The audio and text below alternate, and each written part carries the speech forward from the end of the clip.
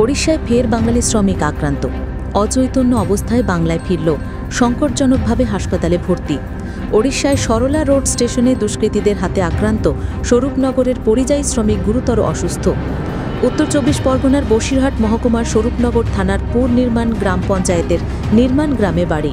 বছর ৩৪-এর আশরাফুল সানা গত ১৫ দিন আগে রাজমিস্ত্রির কাজ করতে গিয়েছিলেন ওড়িশায়। চলতি মাসের ১৫ই সেপ্টেম্বর বাড়িতে ফিরছিলেন।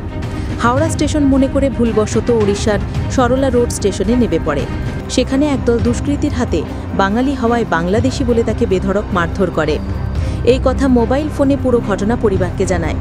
আক্রান্ত পরিযায়ী শ্রমিককে সরলা স্টেশন থেকে রেল পুলিশ উদ্ধার করে নিয়ে গেলে তার আর খোঁজ পাওয়া যায় না।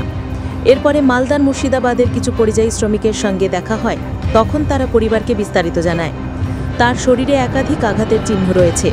পুরো বিষয়টা স্বরূপনগর থানার লিখিতভাবে আবেদন করে তার পরিবার।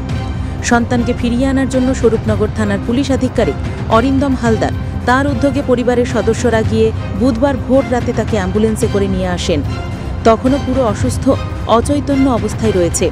তাকে ইতিমধ্যে সাঁড়াপোল গ্রামীণ হাসপাতালে ভর্তি করা হয়েছে। তার অবস্থা যথেষ্ট সংকটজনক জানিয়েছে চিকিৎসকরা। তার শরীরে একাধিক আঘাতের চিহ্ন রয়েছে।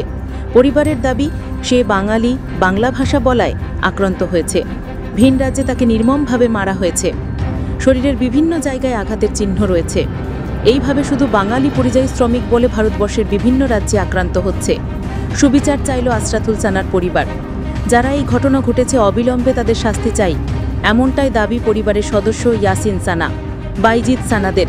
তারা বলেন, বাংলার মুখ্যমন্ত্রীর কাছে আমাদের আবেদন, ভিন রাজ্যে যেসব বাঙালি শ্রমিক রয়েছে তারা নিরাপত্তাহীনতায় ভুগছে। আক্রমণকারীদের বিরুদ্ধে অবিলম্বে ব্যবস্থা নিক সরকার।